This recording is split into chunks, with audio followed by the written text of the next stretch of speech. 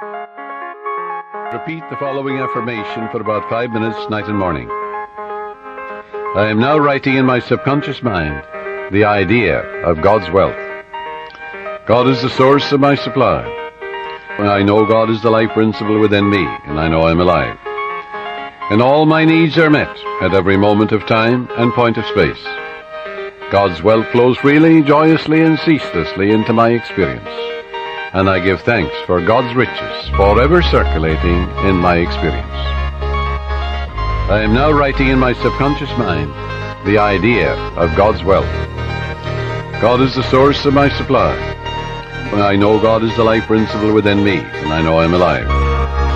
And all my needs are met at every moment of time and point of space.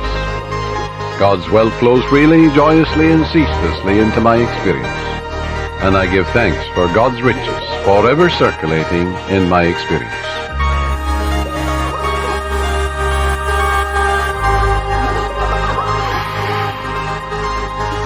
And are you refreshed? Good. Now what? Hard to imagine that there could be more, and yet there is.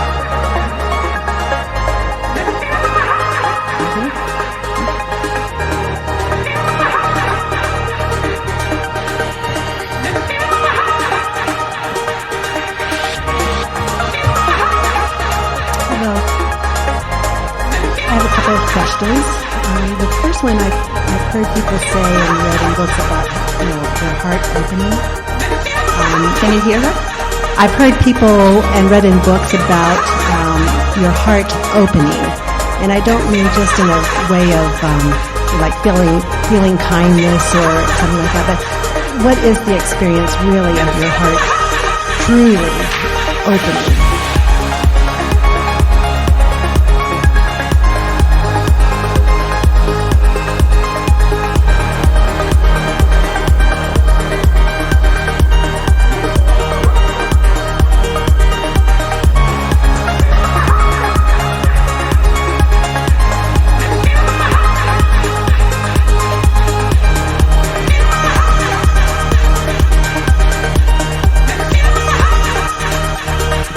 Well, since the emotion that you feel is your indicator of your allowing or not allowing of your true connection, then we have to believe that what is really meant by that is just a full connection with who you really are.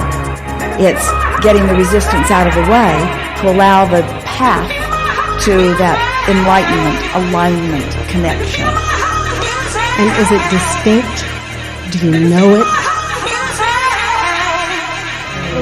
It's an interesting thing because contrast, if you have not been allowing your heart to sing for a while, then it's not likely that you're going to do it all of a sudden. Because we talked recently, it's an analogy we've used from time to time, that if a train is going 100 miles an hour in this direction, it's not all of a sudden going to go 100 miles an hour in this direction. It's going to slow and then pick up momentum again. And the same is usually true of the thoughts that you have and the vibrational response, the emotional response to those vibrations. You usually don't just all of a sudden turn it around. It would certainly, a feeling of exhilaration would certainly be amplified if you could all of a sudden release resistance, and that really is what it will be when you experience what you call that death experience, where you reemerge into non-physical and in one fell swoop release all resistance and allow your vibration to raise. But while you are here in these physical bodies, it is a gradual thing. And so we think that what you're describing in that really intense knowing of it would not come from contrast, like when you're really, really hungry, it feels really good to eat.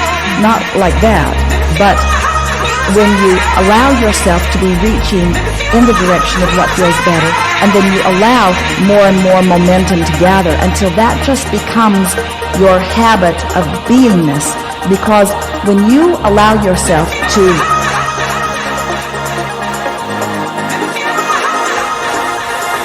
align with the whole of who you are, and you do it over a consistent period of time, what begins to happen, and this is really the sensation, or the reason for the sensation, or the point of the reason for the sensation. This is the where it's at moment when you raise your vibration deliberately or indeliberately, when your vibration rises and the vibration that's in the vortex moves into your grid.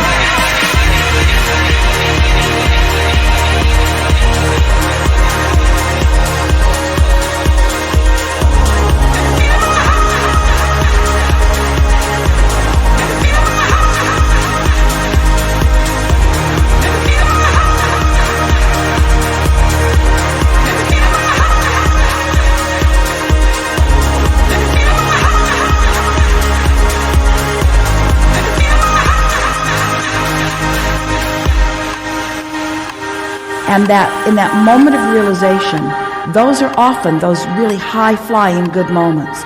And you can get on a path like that where you're so tuned in and you're so consistently feeling good that you're just on the brink of the grid filling in all the time with one thing after another. And that sort of momentum gives you that feeling, that strong feeling of elation.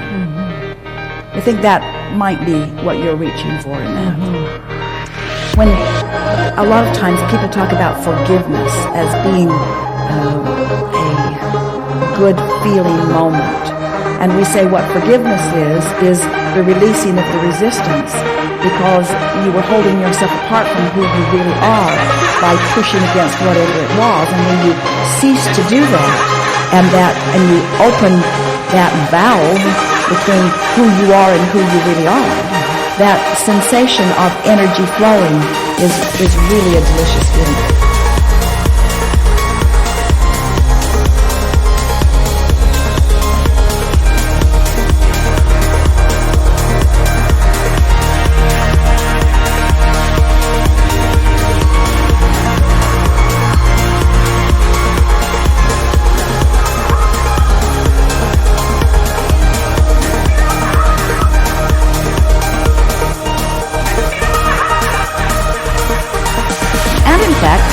That's why you came into this environment. It's one of the things that you're most looking forward to, is exploring contrast and knowing what you want and recognizing that you're not in alignment with it, and then deliberately doing something about coming into alignment with it so that the energy can begin moving and the manifestations can be happening.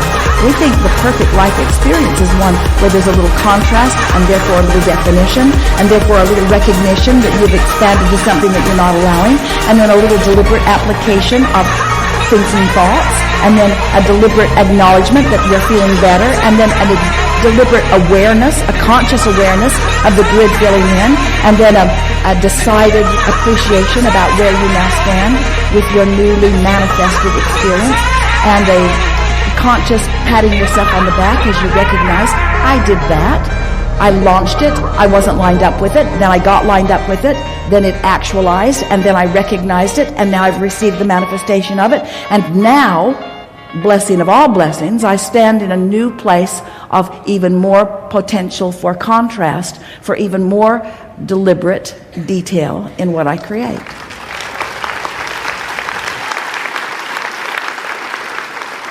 Our eyes are not viewers, they are also projectors that are running a second story over the picture that we see in front of us all the time. Let's pretend